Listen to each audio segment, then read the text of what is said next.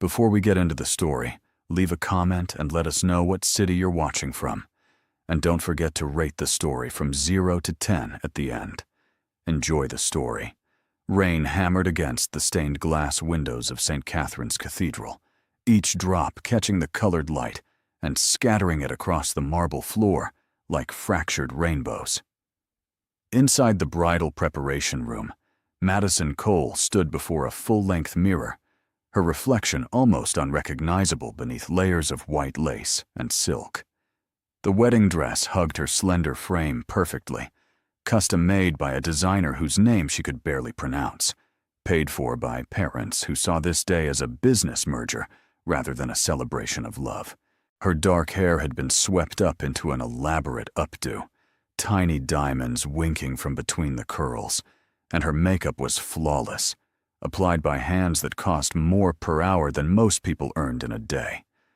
But beneath all that perfection, Madison's green eyes were wide with panic, her hands trembling as they clutched the bouquet of white roses and peonies. This isn't right, she thought, her heart pounding so hard she could hear it over the string quartet warming up in the sanctuary. This isn't what I want. Through the door, she could hear the muffled sounds of 300 guests taking their seats, the low hum of expensive perfume, and even more expensive conversation. Her mother had invited everyone who mattered in New York's elite circles, turning what should have been an intimate ceremony into a spectacle designed to cement the Cole family's social standing. And the groom, Preston Hartford III, was the crown jewel of that ambition, heir to a banking fortune that stretched back 5 generations, a man Madison had dated for exactly 8 months before he proposed at a charity gala with a ring that cost more than most houses. She had said yes because everyone expected her to, because Preston was handsome and successful and appropriate, because her parents had made it clear that this marriage would secure their family's financial future in ways that mattered to them far more than her happiness.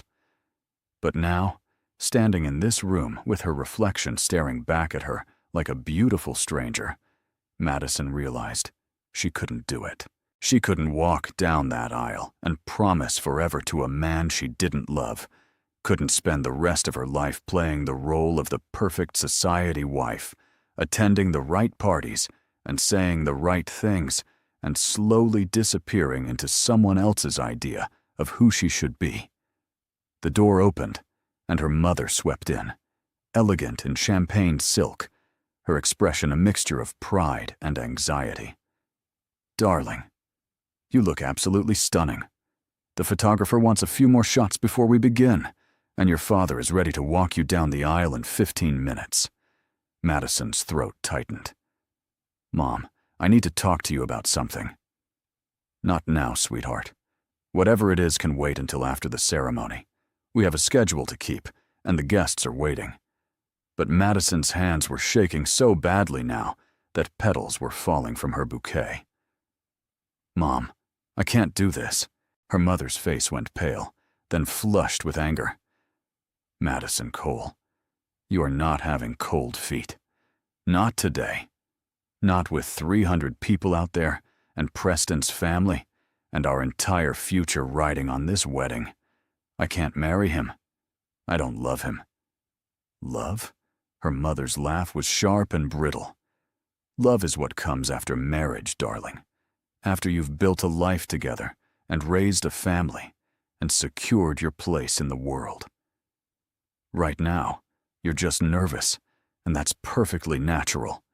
But you are going to walk out that door, down that aisle, and marry Preston Hartford, because that is what we have planned, what everyone expects, and what you agreed to do."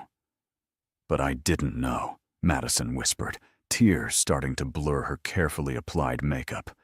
"I didn't know it would feel like this, like I'm disappearing." Her mother gripped her shoulders, fingers digging in through the delicate lace. "Listen to me very carefully. You are 26 years old, and you have lived your entire life in comfort and privilege. This wedding is your responsibility, your duty to this family. Now pull yourself together, fix your face, and be ready in 10 minutes. The door closed with a decisive click, and Madison stood frozen, her reflection wavering through unshed tears. Outside, she could hear the guests settling into their seats, the string quartet beginning the prelude, the whole elaborate machinery of the wedding grinding into motion. And suddenly, like a wild animal sensing a trap closing around it, Madison knew she had to run. Her hands moved with surprising speed, pulling the veil from her hair and tossing it onto the vanity. She grabbed her phone, stuffing it into the small clutch bag her mother had selected to match her dress. The window, she thought frantically, her eyes darting to the narrow stained glass window that overlooked the cathedral's side garden. It was barely large enough for a person to fit through, but Madison was desperate enough to try. She hitched up her massive skirt, the layers of tulle and silk rustling like whispers of scandal, and climbed onto the window seat. The latch was old and stiff, and her perfectly manicured nails broke as she struggled to force it open. Finally, with a groan of ancient hinges, the window swung outward, letting in a blast of cold rain and the smell of wet roses from the garden below. Madison didn't let herself think about what she was doing, about the 300 guests waiting inside, or the groom standing at the altar, or her parents' faces when they discovered she was gone. She thought only about freedom, about the possibility of a life that was actually hers. And she squeezed through the window, her wedding dress catching and tearing on the stone frame as she dropped into the garden below. The fall was farther than she expected, and she landed hard on the wet grass, her ankle twisting painfully beneath her. But adrenaline pushed her forward, and she gathered up her ruined skirt and ran, her bare feet slipping on the rain-soaked path as she fled from the cathedral. From Preston, from the life her parents had so carefully constructed for her, she had no plan, no destination, only the desperate need to get as far away as possible before anyone realized she was gone. The parking lot behind the cathedral was full of luxury cars, sleek vehicles worth more than most people's homes, all arranged in neat rows by professional valets. Madison darted between them, her white dress standing out like a beacon against the dark pavement, her breath coming in ragged gasps. She could hear shouting now from inside the cathedral, voices raised in confusion and alarm. They had discovered her absence. Behind her, the cathedral doors burst open, and she heard her mother's voice, shrill and furious, calling her name. Madison's panic spiked, her heart hammering against her ribs like it wanted to escape her chest. She needed to hide, needed to disappear, needed to find somewhere, anywhere, that would keep her safe for just a few moments, while she figured out what to do next. And then she saw it. A black Mercedes with tinted windows, its engine running, parked at the edge of the lot away from the other cars. Without thinking, operating purely on instinct and fear, Madison wrenched open the back door and threw herself inside, slamming it shut behind her and ducking down below the window line, her dress billowing around her like a cloud of white silk and desperation. For a moment, there was only the sound of her own ragged breathing and the steady drum of rain on the car roof. Then a voice, deep and smooth and laced with surprise, cut through her panic. "Well, this is unexpected." Madison froze, her heart stopping mid-beat. Slowly, she lifted her head and found herself staring at a man in the driver's seat, his reflection visible in the rearview mirror. Dark hair, sharp jawline, steel gray eyes that watched her with a mixture of amusement and concern. He wore a perfectly tailored black suit, the kind that cost more than her entire wardrobe, and there was something in his calm expression that suggested he was rarely caught off guard. But Madison Cole, hiding in his back seat, had apparently done the trick. "I'm sorry," Madison gasped, still trying to catch her breath. "I'm so sorry. I didn't mean to. I'm being chased, and I didn't know where else to go." The man tilted his head slightly, his eyes taking in her torn wedding dress, her wild hair with diamonds still clinging to the disheveled curls, her bare feet covered in mud and grass stains. "Being chased?" His tone was careful, measured. Should I be calling the police? No. Madison's response came out too quickly, too desperate. Please, no. I need a few minutes. Just a few minutes to think, and then I'll leave, I promise. I won't cause you any trouble.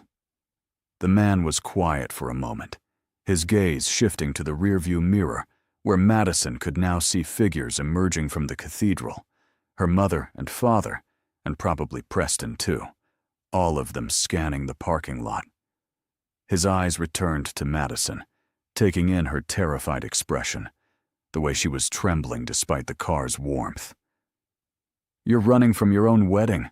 It wasn't a question. Madison nodded, unable to form words, expecting him to tell her to get out, to face her responsibilities, to do what everyone else had been telling her to do. Instead, he reached over and locked all the doors with a decisive click. Hold on, he said simply. And before Madison could respond, he shifted the car into gear and pulled smoothly out of the parking lot, leaving the cathedral and her abandoned wedding behind, in a spray of rain and scandal. Madison twisted in her seat, watching through the rear window as her mother spotted the moving car, her face contorting with rage and disbelief. But the Mercedes was already turning onto the main road, carrying Madison away from the life she had almost been trapped in, and for the first time in months, she felt like she could actually breathe. Where are we going? She asked, her voice small and uncertain. The man's eyes met hers in the rearview mirror again, and there was something almost gentle in his expression now. Wherever you need to go. But first, maybe you should tell me your name. Madison. Her throat was tight with emotion. Madison Cole. The man's hands tightened slightly on the steering wheel, so briefly Madison almost missed it. And then he said, in that same calm voice, I'm Alexander Kane. The name hit Madison like a physical blow. Alexander Kane. The Alexander Kane. The youngest self-made billionaire in New York, founder of Kane Industries, the man whose face appeared regularly in Forbes and Fortune and every other publication that tracked the movements of the wealthy and powerful. The man her parents had tried for years to introduce her to, throwing her at him at various charity galas and society events, hoping to arrange exactly the kind of advantageous marriage they had eventually settled for with Preston when Alexander had shown no interest. And now here she was, soaking wet in a ruined wedding dress, hiding in his car like some kind of dramatic fugitive. Oh God, Madison buried her face in her hands. Oh God, this is so much worse. I didn't recognize you. I'm so sorry. I should never have. You're running from your wedding, Alexander cut in smoothly, his tone surprisingly kind. I think under those circumstances, identifying the owner of the car you jumped into probably wasn't your top priority. He had a point. Madison forced herself to lower her hands and meet his eyes in the mirror. Why are you helping me? You don't even know me. Actually, his lips curved into a slight smile. We've met before. Several times, in fact. Various charity events over the past few years. You probably don't remember. You were usually busy trying to escape from whoever your parents had set you up with for the evening. Madison felt her cheeks heat with embarrassment. I remember. She did remember. Flashes of a tall man with intense gray eyes watching her from across crowded ballrooms, always polite when they were introduced, but never pursuing her the way other men did, never playing into her parents' obvious machinations. I remember you never seemed interested. I wasn't interested in being part of someone else's business arrangement, Alexander replied. But I was interested in the girl who spent those parties looking like a bird in a cage, counting the minutes until she could escape. The observation was so accurate it made Madison's chest ache. That's exactly what it felt like. He nodded, his expression thoughtful as he navigated through traffic, the rain still pouring down around them. So when that same girl throws herself into my car in a wedding dress, running from what I assume was supposed to be a very strategic marriage, I'm inclined to help rather than hand her back to her captors. Madison let out a breath she hadn't realized she was holding. "Thank you. You might want to hold off on the gratitude until you know where I'm taking you." A spike of fear shot through her. "Where are you taking me?" Alexander met her eyes in the mirror again, and there was something reassuring in his steady gaze. Somewhere safe, somewhere dry, somewhere you can figure out what happens next without anyone pressuring you or making decisions for you. He paused. "Unless you'd prefer I take you back to the cathedral?" "No." Madison's response was immediate and emphatic. "Anywhere but there." "Then trust me for the next hour, and we'll get you somewhere warm where you can think clearly." Madison studied him in the mirror. This man who had appeared like some kind of unlikely guardian angel just when she needed escape the most. There was something solid about Alexander Kane, something that suggested if he said he would help her, he meant it without strings or ulterior motives. Maybe it was foolish to trust a stranger, even one whose reputation preceded him. But Madison had spent her entire life being careful and appropriate, and doing what was expected. And where had it gotten her? Standing in a wedding dress she didn't choose, about to marry a man she didn't love, living a life that had been designed by everyone except herself. So maybe it was time to take a risk. "Okay," she said quietly. "I trust you." Something flickered in Alexander's eyes, gone too quickly for Madison to identify, but his voice was steady when he replied. "Good. Now sit back and try to relax. We have about 40 minutes before we reach my place upstate." "You're taking me to your house?" Alexander shrugged, his attention on the road, as they merged onto the highway heading north out of the city. "I'm taking you somewhere your parents won't think to look immediately. Somewhere you can catch your breath and figure out your next move. Unless you have a better idea." Madison thought about her apartment in Manhattan, the one her parents paid for and had a key to. She thought about her friends, all of whom were at the cathedral right now, probably bombarding her phone with frantic messages. She pulled out her phone and saw the screen lit up with dozens of missed calls and texts, her mother's name appearing over and over in increasingly desperate and angry messages. "No," Madison said, turning the phone off completely. "I don't have a better idea." The drive north took them out of the city and into the countryside, where sprawling estates hid behind stone walls and ancient trees. The rain began to ease as they climbed into the hills, and Madison found herself mesmerized by the landscape sliding past the windows, so different from the steel and glass world she had grown up in. Alexander didn't try to fill the silence with empty conversation, seeming to understand that she needed time to process what she had just done, the magnitude of the choice she had made.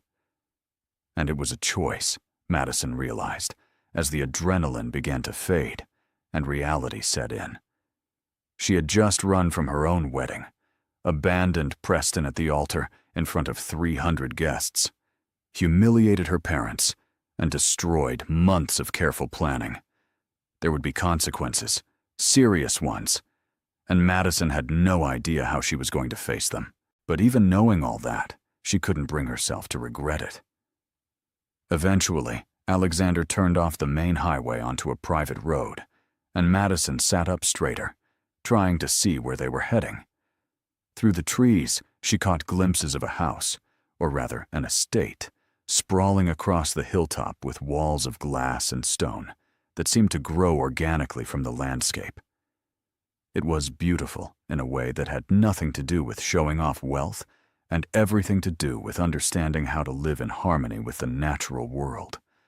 "This is your place," Madison breathed, unable to hide her surprise. "One of them," Alexander replied as he pulled up to the front entrance.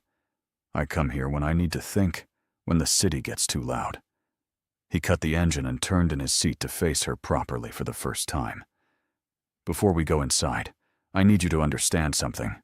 You don't owe me anything. You can stay here as long as you need, figure out your next steps, and then leave whenever you're ready. I'm not going to pressure you, judge you, or expect anything from you." Madison felt tears prick her eyes again at the simple kindness in his words.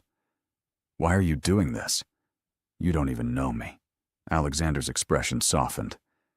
"Let's just say I recognize someone trying to escape a life they didn't choose.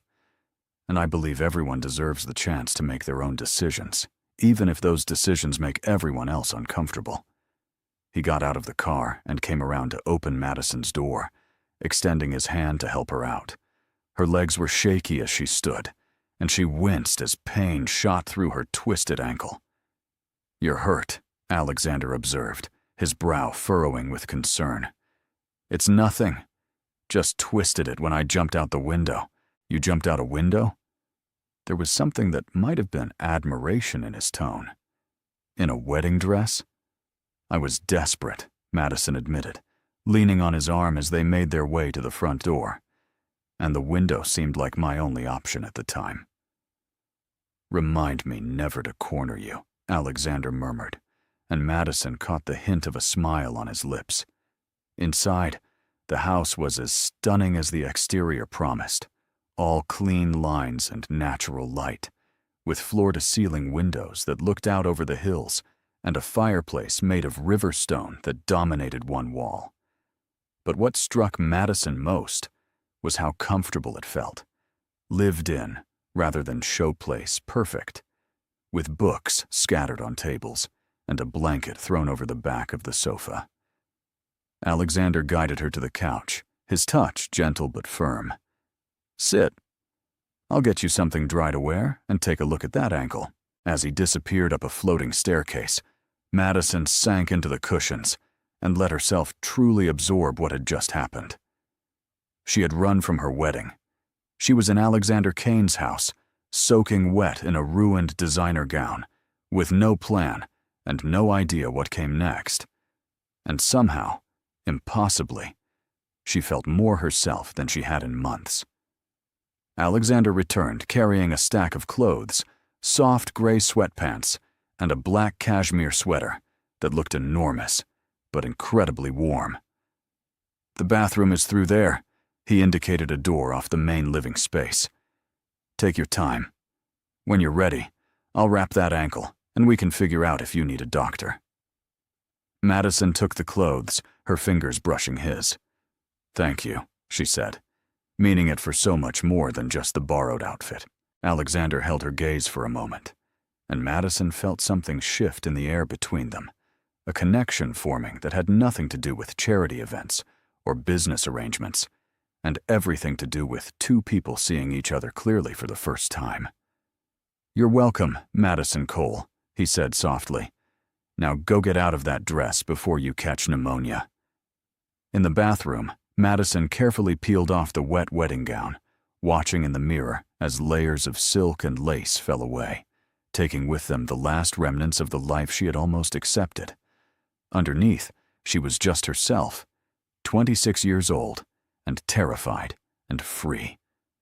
She pulled on Alexander's clothes, rolling up the sleeves and waistband multiple times until they fit well enough to move in, breathing in the scent of expensive cologne and something uniquely him that clung to the fabric. When she emerged, Alexander had started a fire in the massive fireplace and was setting out a first aid kit on the coffee table. He gestured to the couch. "Sit. Let me see that ankle." Madison settled onto the cushions, extending her injured foot, and Alexander knelt before her, his movements careful as he examined the swelling. "It's not broken," he announced after a moment. "Just a bad sprain. Ice, elevation, and rest should take care of it."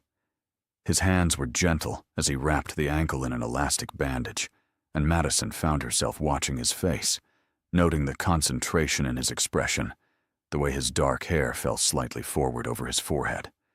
There was something almost intimate about the moment, this powerful man kneeling at her feet, taking care of her without expectation or demand.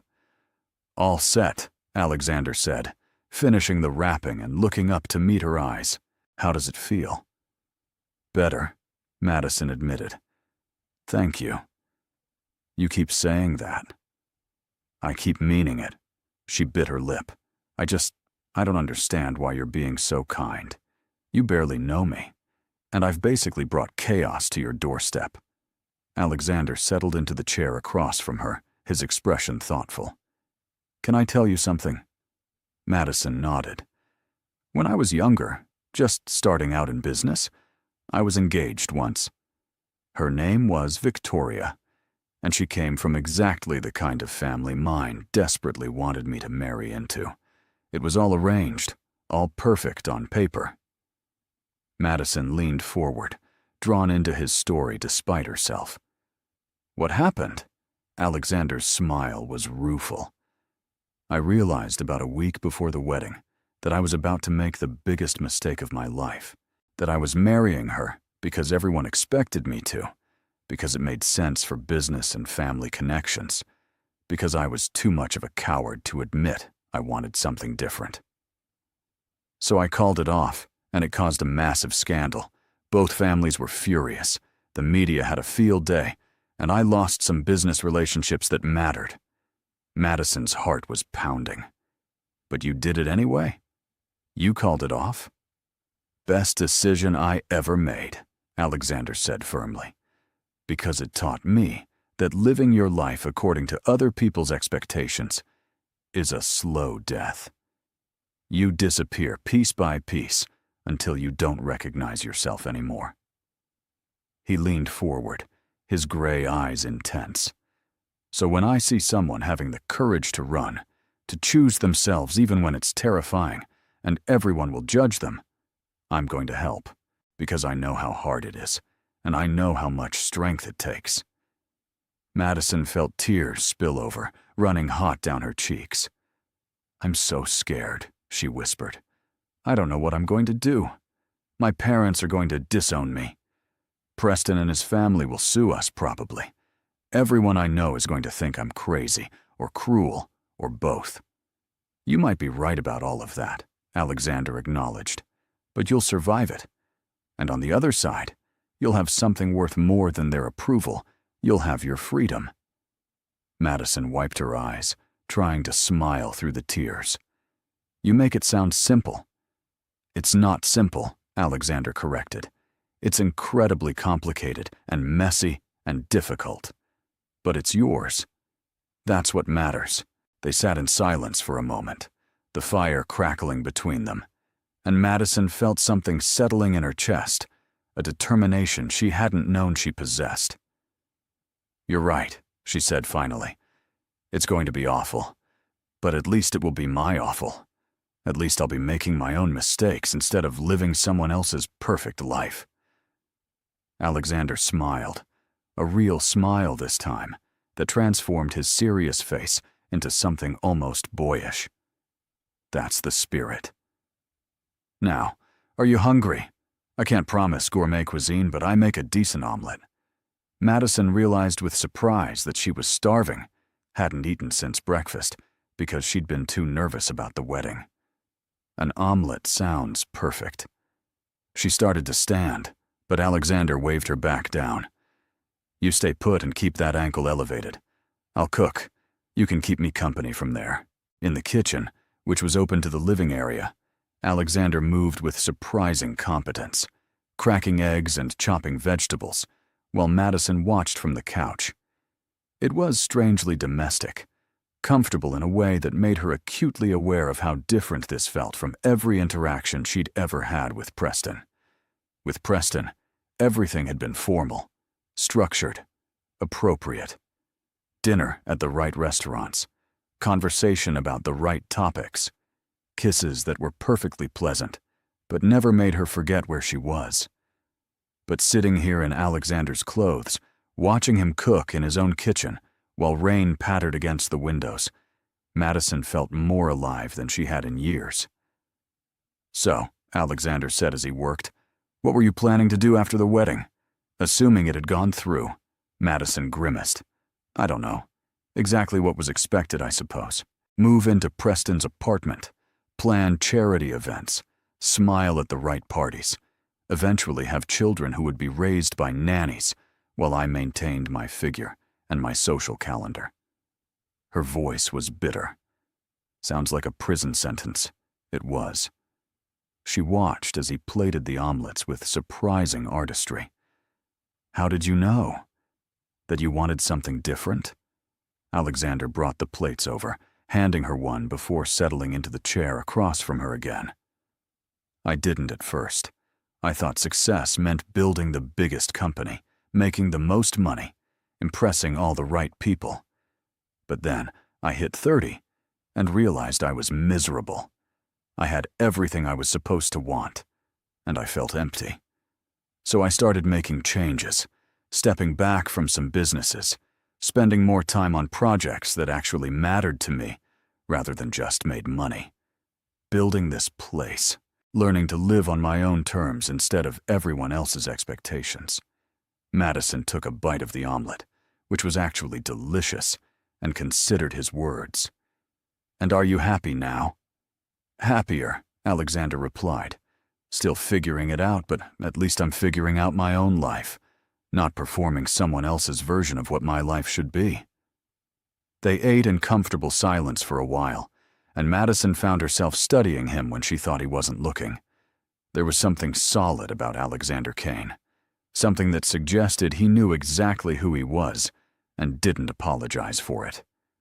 It was attractive in a way that had nothing to do with his looks or his money, and everything to do with the quiet confidence he carried.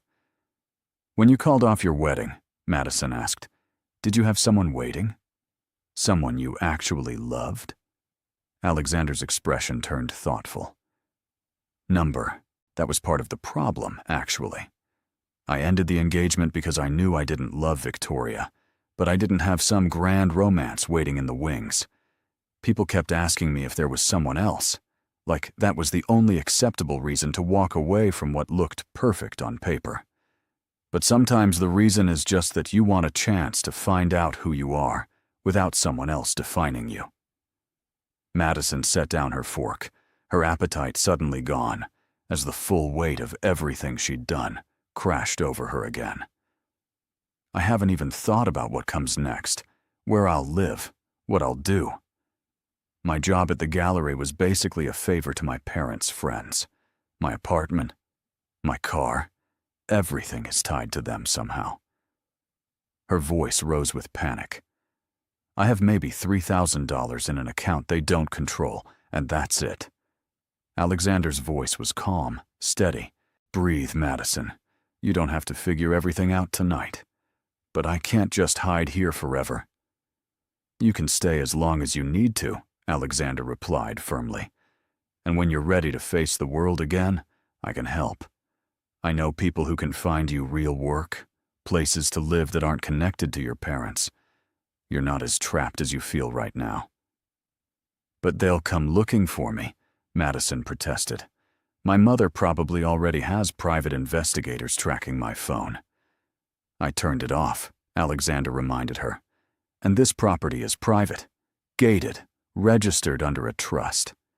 Even if they figure out you're with me, which is a stretch, they can't just show up and demand you back. You're an adult making your own choices." The reassurance in his words helped calm the panic spiraling in Madison's chest. She took a deep breath, then another. Okay, you're right. One step at a time." "That's all anyone can do," Alexander agreed. "Now finish your omelet before it gets cold, and then I'll show you to the guest room. You need rest, more than anything else right now." But Madison found herself reluctant to end the conversation, to retreat to a bedroom alone with only her thoughts for company. "Can I ask you something?" "Of course. Why were you at the cathedral today, if you weren't invited to the wedding?" A strange expression crossed Alexander's face, something that might have been embarrassment. "I was invited, actually. Your mother has been trying to get me to various Cole family events for years. I usually decline. But today I thought," he paused, meeting her eyes. "I thought maybe I should go. Make sure you were actually okay with what was happening." Madison's heart skipped. "You came to check on me?" Alexander shrugged, but there was color in his cheeks now. "I remembered you from those charity events. How you always looked like you wanted to be anywhere else. How you'd disappear the moment you could. And when I saw the wedding announcement, something didn't sit right. I thought maybe I was being presumptuous, that maybe you were genuinely happy, and I was projecting my own experience. But I wanted to see for myself.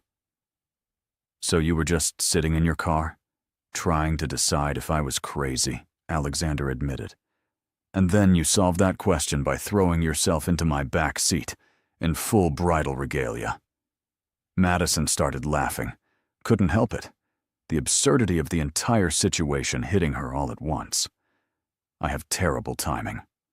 Or perfect timing, depending on your perspective, Alexander countered, his own lips curving. After all, you found exactly the right car to hide in. The one person at that wedding who understood what you were running from. They smiled at each other across the coffee table, and Madison felt warmth bloom in her chest that had nothing to do with the fire. There was something happening here, something she hadn't expected and probably shouldn't pursue, given that her aborted wedding was only a few hours old. But she couldn't deny the connection forming between them, the sense that Alexander Kane saw her in a way no one else ever had. Eventually, exhaustion caught up with her, the adrenaline crash leaving her barely able to keep her eyes open. Alexander noticed, as he seemed to notice everything, and stood. "Come on. Let me show you where you can sleep." He helped her up the stairs, supporting her weight on her injured ankle, and led her to a bedroom that was simple but elegant, with a massive bed, covered in soft linens, and more floor-to-ceiling windows looking out over the darkening hills. "The bathroom is through there," Alexander indicated. "There should be everything you need. And if you can't sleep or need anything, I'm just down the hall." Madison turned to face him, suddenly overwhelmed by his kindness. "Alexander, I don't know how to thank you for this. For any of this." "You don't need to thank me," he said gently. "Just promise me something." "What?" "That you won't regret choosing yourself. That no matter how hard the next few weeks are, you'll remember that you deserve a life that's actually yours." Madison felt tears prick her eyes again. "I promise." "Good." Alexander hesitated, then reached out and squeezed her hand briefly before letting go. "Sleep well, Madison Cole. And try not to worry about tomorrow. We'll figure it out together." He left, closing the door softly behind him, and Madison sank onto the bed, her mind spinning. What had just happened? In the space of a few hours, she had run from her wedding, found refuge with a man she barely knew, and somehow felt safer than she had in months. It didn't make sense, any of it. And yet, Madison couldn't shake the feeling that jumping into Alexander Kane's car had been the first real choice she'd made in years. That night, Madison slept deeply, her dreams filled with gray eyes and steady voices, and the sensation of being seen for exactly who she was. When she woke the next morning, sunlight was streaming through the windows, and for a blessed moment she forgot where she was, forgot everything that had happened. Then memory crashed back, and she sat up abruptly, her heart pounding. She had really done it. She had run from her wedding, and now she had to face the consequences. Madison reached for her phone, then remembered it was still turned off in her clutch bag, probably for the best. She wasn't ready to face the barrage of messages and calls that were undoubtedly waiting. Instead, she got up carefully, testing her ankle, which was still sore, but less painful than the night before. Someone, Alexander, had left fresh clothes folded on a chair near the door, women's yoga pants and a soft t-shirt that actually fit her.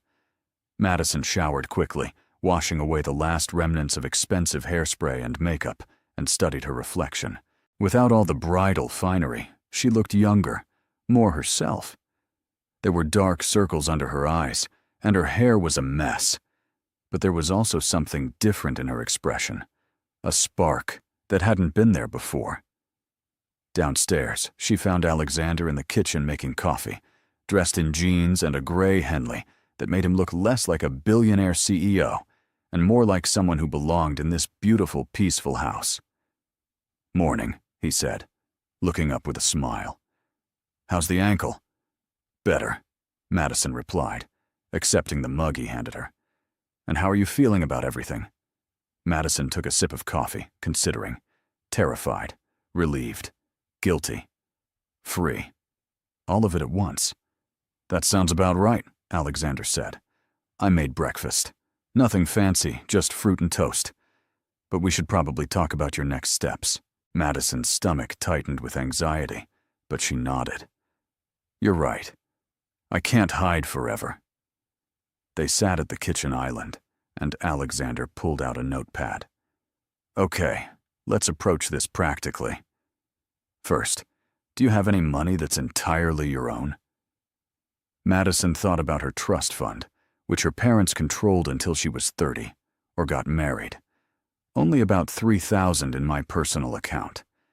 Everything else is either controlled by my parents or was going to transfer to Preston's management after the wedding." Alexander made a note. "That's enough to start with. You'll need to open a new account at a bank your parents don't use, somewhere they can't pressure to give them information. Next, housing. Your apartment is in your name?" "My name, but they pay the rent and have keys. I can't go back there. Do you have friends you could stay with? People your parents wouldn't immediately think of?"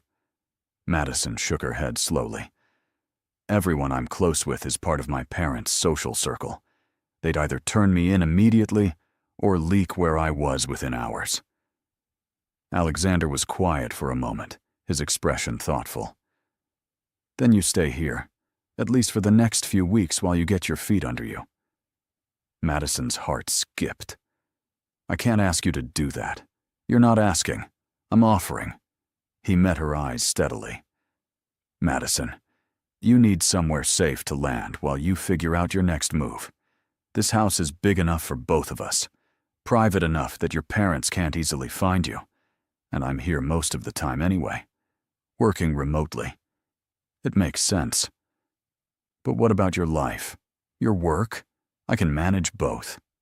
Alexander's tone was firm, and honestly, I've been thinking about what I said last night, about helping people find their own paths.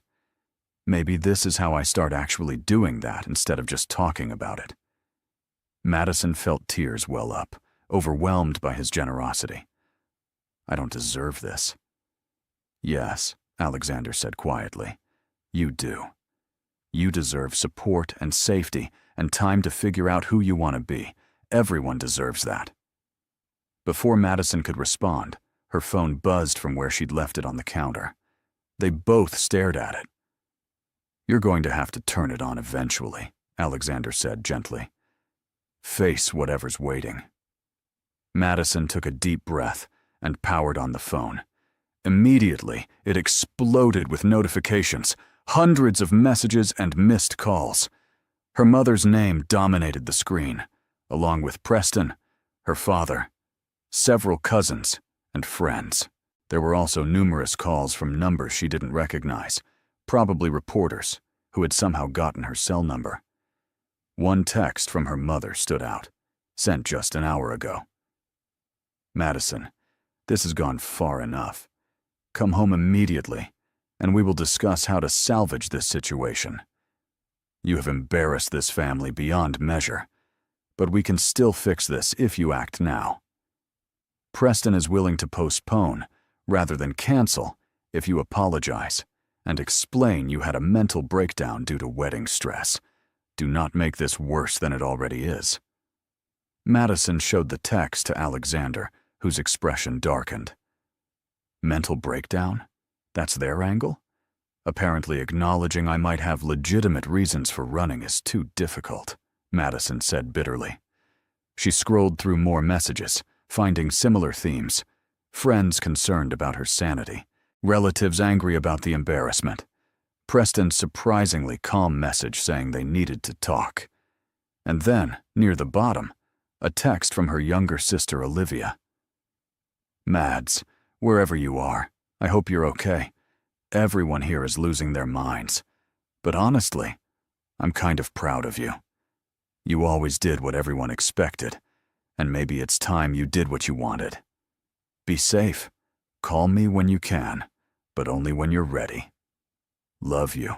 Madison felt fresh tears spill over. At least Olivia understood. At least someone in her family saw this as something other than betrayal. "Do you want to respond to any of them?" Alexander asked. Madison considered, then began typing a message to her mother. "Mom, I'm safe and I'm fine. I'm sorry for the embarrassment, but I couldn't marry Preston. I know you don't understand, but I need time to figure out my own life. Please respect that." She sent it before she could second-guess herself, then typed a similar message to Preston. "Preston, I'm sorry for hurting you, but marrying you would have been wrong for both of us. You deserve someone who loves you fully, and that's not me. I hope someday you can forgive me." The responses came almost immediately. Her mother's message was venomous. "You selfish, ungrateful child. After everything we've done for you, this is how you repay us? You've destroyed our reputation, our business relationships, everything. Don't bother coming home until you're ready to apologize and fix this disaster." Preston's was surprisingly measured. "Madison, I'm not angry. Disappointed, yes, and hurt. But if you weren't sure, I'm glad you didn't go through with it. I just wish you'd told me before the actual wedding day.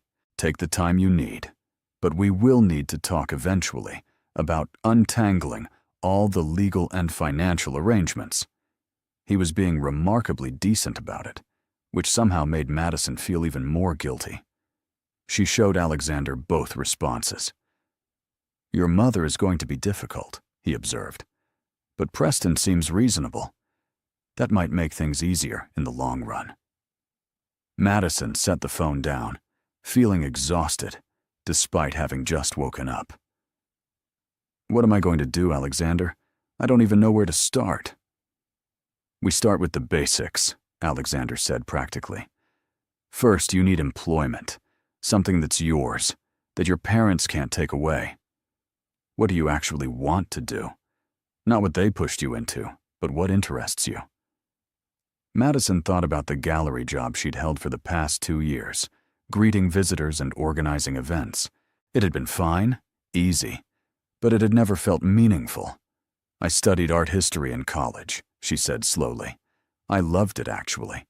The research, the analysis, understanding how art reflects culture and society. But my parents thought it was impractical, pushed me into the social side of the art world instead of the academic side. Could you go back to school? Get a graduate degree?" Madison's eyes widened. "I never even considered it. They made it clear that further education was a waste when I was going to get married anyway." Alexander pulled out his phone, already searching. There are several excellent art history programs in the area. NYU, Columbia, even some international options if you wanted to really start fresh. You could apply for the spring semester, and if your parents won't pay, there are loans and scholarships. The possibility opened up before Madison like a door she hadn't known existed. Going back to school, pursuing something she actually cared about, building a career based on her own interests rather than her family's expectations. It felt impossible and exciting and terrifying all at once. But what would I live on while I was studying? I couldn't ask you to support me. "You could work part-time," Alexander suggested. "Or, and hear me out before you protest, I could hire you." Madison frowned. "As what? Your assistant or something?" "I don't want charity." "Not as my assistant," Alexander said. "As a researcher. One of my companies specializes in art acquisition and authentication for corporate collections. We could actually use someone with your background to help vet pieces and research provenance. It would be real work, Madison, not charity, and it would give you income while you studied." Madison stared at him, overwhelmed. "Why are you doing all this?" she asked, her voice breaking slightly. "You barely know me." Alexander was quiet for a long moment, his gray eyes searching her face. Because when I see someone brave enough to choose themselves, I want to help them succeed. And because, he paused, I think you're more than just some society girl running from a wedding. I think you're smart and interesting, and you deserve a chance to find out who you are without everyone else's expectations weighing you down. His words settled around Madison like a warm blanket, and she felt something shift in her chest. This man, this unexpected guardian angel who had appeared at exactly the right moment, saw something in her that she had almost stopped believing existed. Okay, she said, her voice stronger now. Okay, let's do it. I'll apply to graduate programs. I'll take the research job if you're serious about it. And I'll figure out how to build a life that's actually mine. I'm completely serious, Alexander assured her. And Madison, you don't have to figure it all out today. Take the time you need to heal, to process everything that's happened. The job will be there when you're ready. And in the meantime, you're safe here. The next few days fell into a strange but comfortable rhythm. Madison spent her mornings researching graduate programs and working on applications, her afternoons helping Alexander with preliminary research on art pieces his company was considering acquiring. She discovered she loved the work, the detective-like process of tracing a painting's history and verifying its authenticity. Alexander worked from his home office most days, emerging from meals and casual conversations that ranged from art to philosophy to the absurd complications of running multiple companies. Madison found herself looking forward to those moments, the way his serious expression would soften when he smiled, the sound of his rare laugh when she said something unexpectedly funny. She tried not to think too much about the warmth that bloomed in her chest when he walked into a room, or the way her heart skipped when their hands accidentally touched passing papers back and forth. This wasn't the time for complicated feelings, not when her abandoned wedding was barely a week in the past and her life was still in chaos. But it was hard to ignore the pull between them, the easy comfort that felt less like two strangers cohabiting and more like two people who had been moving toward this moment for years without knowing it. On the fifth night, they made dinner together, moving around the kitchen in synchronized harmony that suggested they'd been doing this for much longer than a week. Madison was chopping vegetables while Alexander prepared chicken, and they were debating the merits of different art movements when Madison's phone buzzed. She glanced at it and froze. It was her father, calling for the first time since the wedding. Alexander noticed her expression. You don't have to answer if you're not ready. Madison took a deep breath. No, I should. I can't avoid them forever. She accepted the call, putting it on speaker. Hello, Dad. Madison. Her father's voice was cold, controlled. Your mother and I need to speak with you. In person. I'm not coming home right now, Madison said, keeping her voice as steady as she could. I need more time. Time for what? To continue this tantrum? To further embarrass your family? We have reporters calling every day, Madison. Preston's family is threatening to sue us for breach of contract. Our business partners are reconsidering their commitments. You've created a disaster that affects more people than just yourself. Madison felt Alexander step closer, his presence a silent support. I'm sorry about the timing and the way it happened. But Dad, I couldn't marry Preston. I didn't love him, and it wouldn't have been fair to either of us. Love! Her father's laugh was harsh.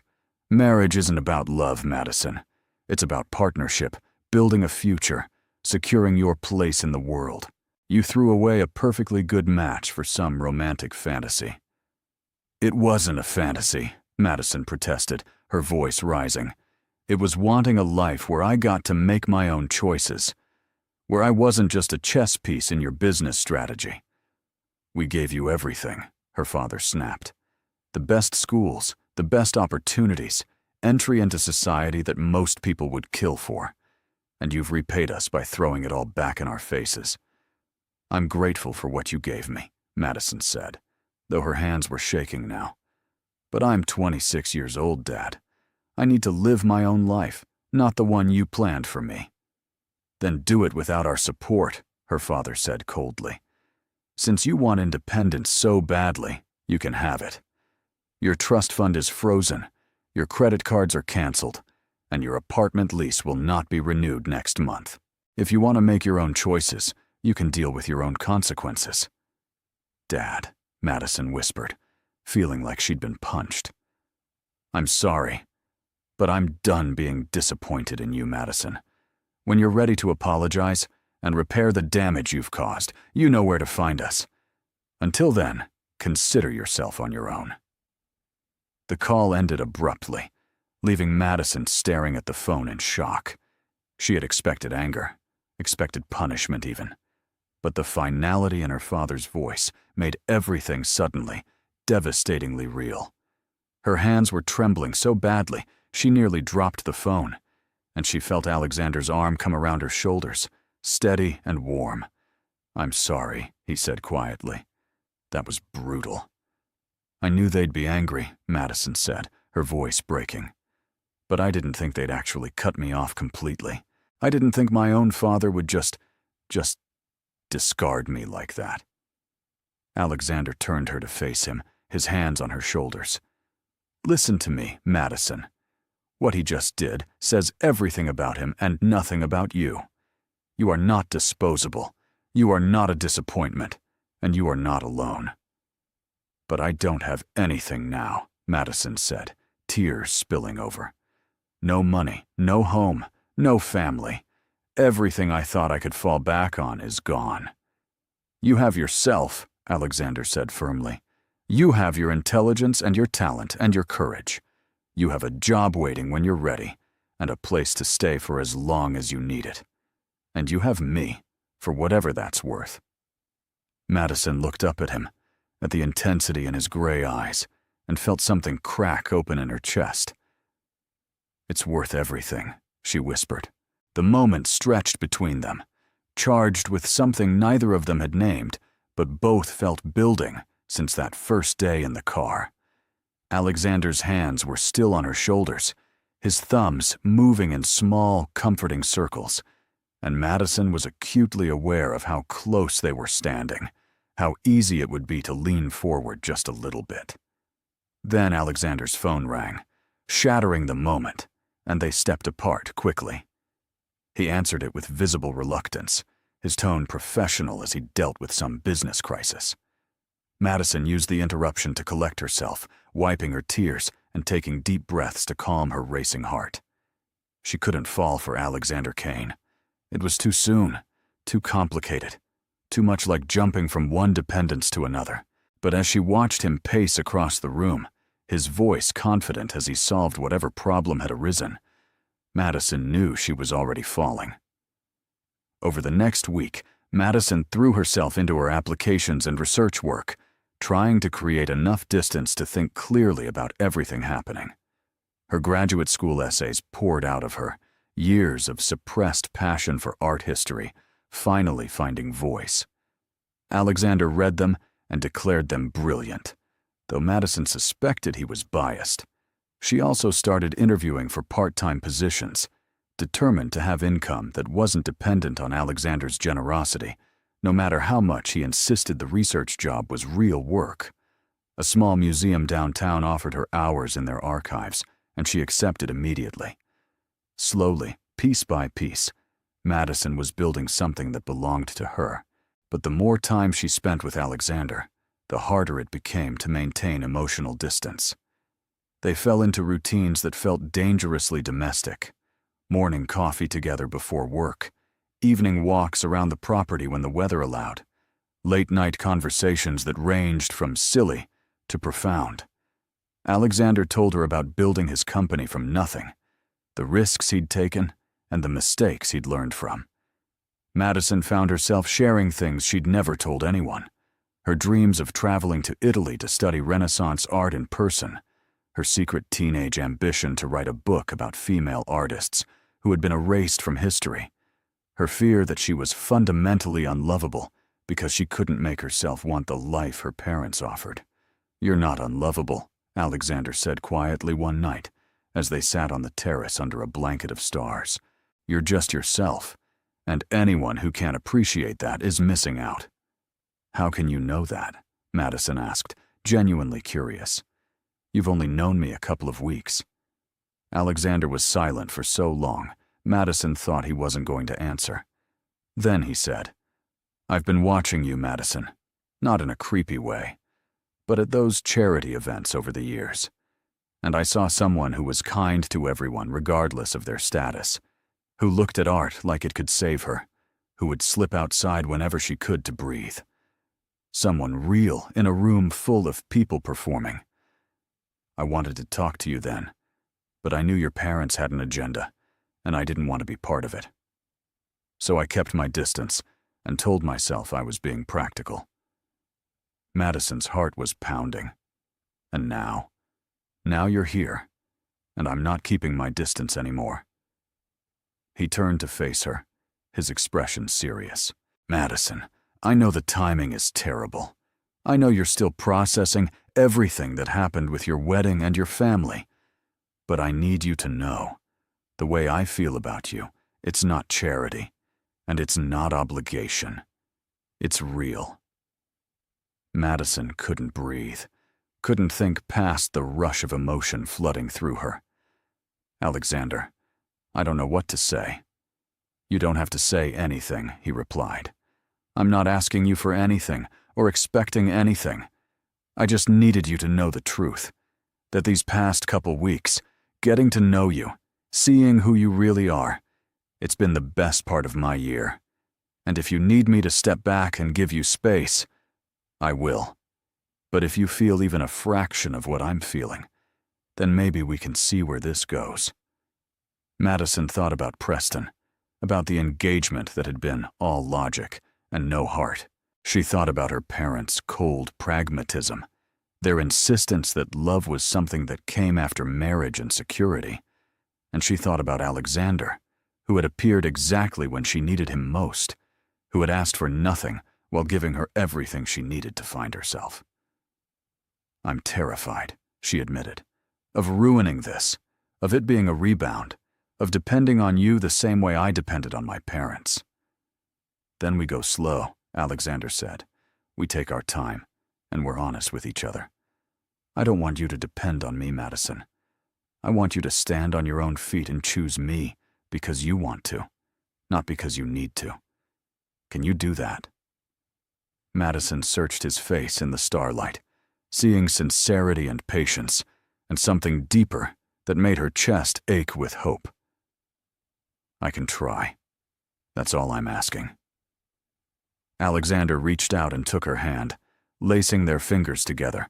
The touch was simple but electric, and Madison felt warmth spread through her entire body. They sat like that for a long time, hands clasped, looking up at the stars, neither of them needing to fill the silence with words. The following month brought changes that both thrilled and terrified Madison. She was accepted into Columbia's art history graduate program with a partial scholarship. The museum expanded her hours. She found a small studio apartment she could actually afford with her combined income, though Alexander insisted she take her time moving out, that there was no rush. Her parents continued their freeze-out, refusing to take her calls or respond to her attempts at reconciliation. It hurt more than Madison expected, but Alexander was right. Each day she proved to herself that she could survive without them, the stronger she became. Preston reached out once, asking to meet for coffee. Madison almost refused, but Alexander encouraged her to get closure if she needed it. The meeting was awkward, but not hostile. Preston admitted he had known something was off between them, but had ignored it because their engagement made everyone happy. He was already dating someone new, a lawyer who apparently challenged him in ways Madison never had, and he seemed genuinely content. "I'm glad you found someone," Madison told him honestly, "and I'm sorry, again, for how I handled everything." Preston smiled, the first real smile she'd seen from him in months. "I'm not. Looking back, I think we were both going through the motions. You running probably saved us both from a disaster of a marriage." They parted as friends, or at least friendly acquaintances, and Madison felt a weight lift from her shoulders. That chapter was truly closed now, and she was free to move forward. Her relationship with Alexander deepened slowly, carefully. He was true to his word about taking things at her pace. They went on actual dates, dinner and movies, and walks through art museums, where Madison would explain the history of various pieces, and Alexander would watch her more than the art. They kissed for the first time on a rainy afternoon when Madison brought him coffee in his office, and he pulled her into his lap, his mouth finding hers with a desperation that suggested he'd been holding back for much longer than she'd realized. The kiss was everything her kisses with Preston had never been, intense and consuming and right. When they finally pulled apart, both breathing hard, Alexander rested his forehead against hers. "I've wanted to do that since the day you jumped into my car." Madison laughed breathlessly. "You could have mentioned it sooner." "I was trying to be noble," Alexander replied. "Give you space to figure out what you wanted without pressure." "And have you figured out what you want?" Madison asked, her heart racing. "You," Alexander said simply. "I want you, Madison Cole. Not your family's connections, or your social status, or whatever your parents thought you brought to a marriage. Just you, exactly as you are." Madison felt tears prick her eyes, but they were happy tears this time. "I want you too. I've been trying not to, trying to be sensible and give myself time, but I can't help it. I want you, Alexander." He kissed her again, softer this time, and Madison melted into him. This was what she had been missing with Preston, the sense of being completely present, of every nerve ending alive with sensation. When Alexander touched her, she felt seen and desired and valued in a way that had nothing to do with what she could offer, and everything to do with who she was. As autumn turned to winter, Madison's life took on a shape that felt miraculous in its ordinariness. She attended her graduate classes and excelled, her professors praising her insight and passion. She worked at the museum and for Alexander's company, building a resume and a reputation that were entirely her own. She moved into her tiny studio apartment, but spent most weekends at Alexander's house, the two of them settling into a rhythm that felt like home. Her sister Olivia reached out regularly, defying their parents' edict, and they began rebuilding their relationship over long phone calls and occasional secret meetings. Madison even made new friends, fellow graduate students, and museum colleagues who knew her as Madison the art historian, not Madison Cole of the prominent Cole family. 6 months after the Runaway wedding, Alexander took Madison back to the cathedral, where everything had started. She hadn't been back since that rainy day, and her hands trembled as they walked up to the entrance. "Why are we here?" she asked, both curious and anxious. "Because I want to show you something," Alexander replied, leading her inside. The sanctuary was empty and quiet, late afternoon light filtering through the same stained glass windows Madison had escaped through all those months ago. Alexander led her to the exact spot where she would have stood at the altar, where she would have married Preston if she hadn't found the courage to run. "I've been thinking about that day," Alexander said, turning to face her, "about how you could have gone through with it, taken the easy path, lived the life everyone expected. But you didn't. You chose yourself, even when it cost you everything. Even when everyone said you were wrong." Madison's eyes filled with tears. "It was the scariest thing I've ever done." "I know," Alexander said softly, "and I'm so proud of you for doing it.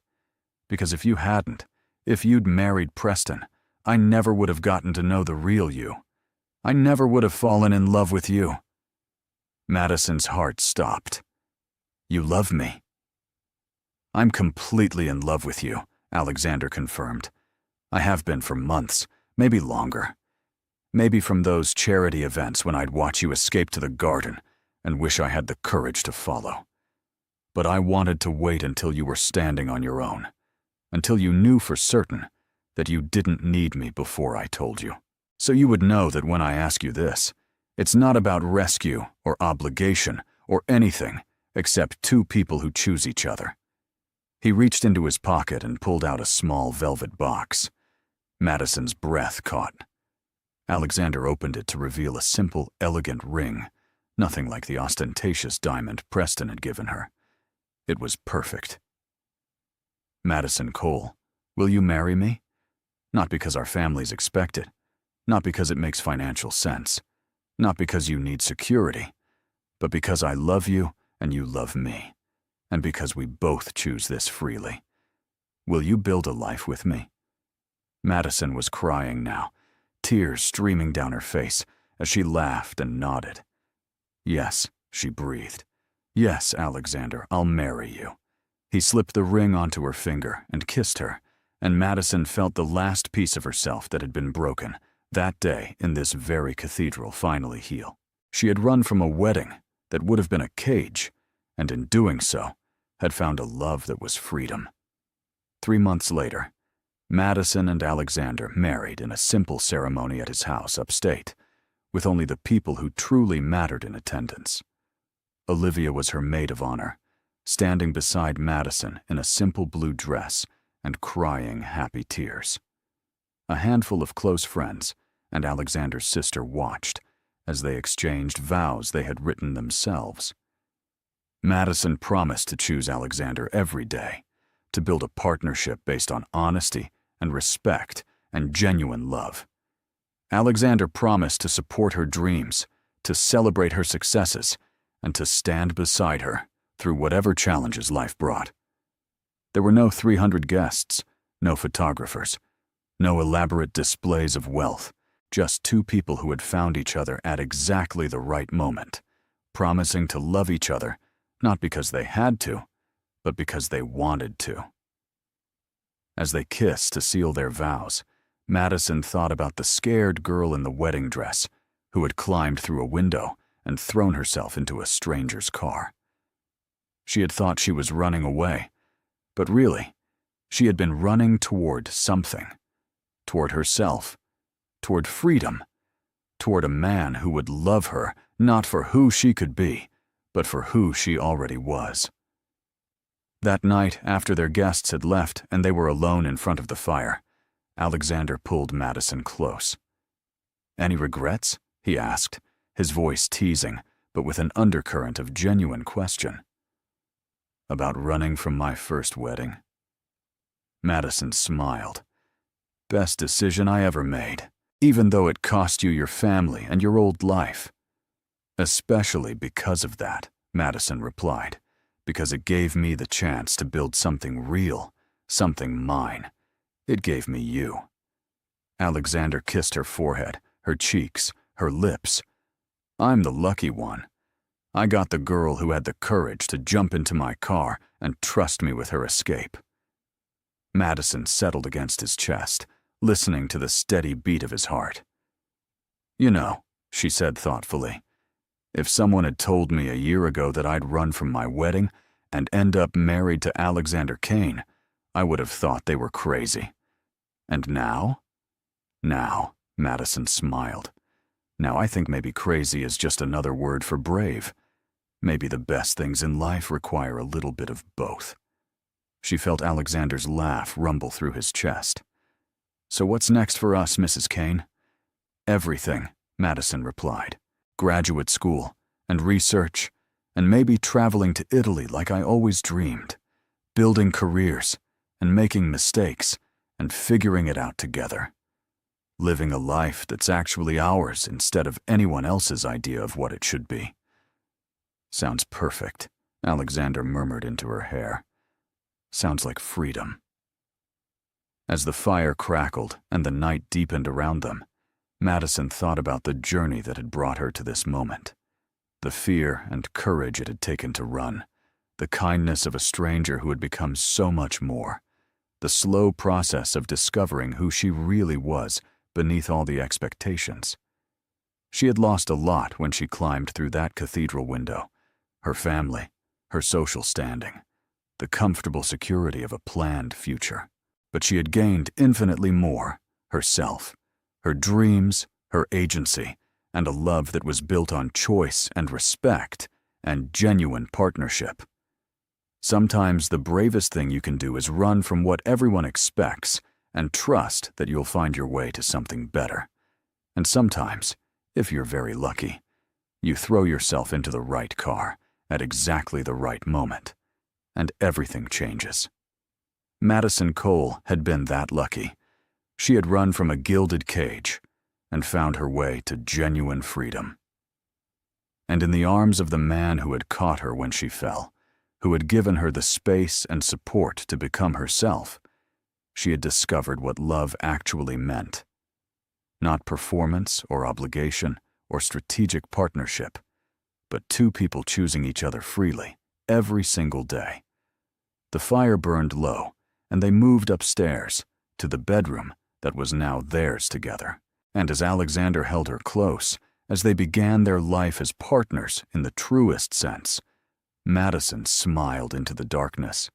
She had been a runaway bride who hid in a stranger's car, and it had led her to everything she never knew she needed. The story that began with fear and desperation had transformed into one of courage and love and the radical act of choosing yourself. And Madison knew, with absolute certainty, that she would make the same choice again 1,000 times over. Because this life they were building together was worth every scary moment, every hard choice, every sacrifice. This was real. This was hers. This was home.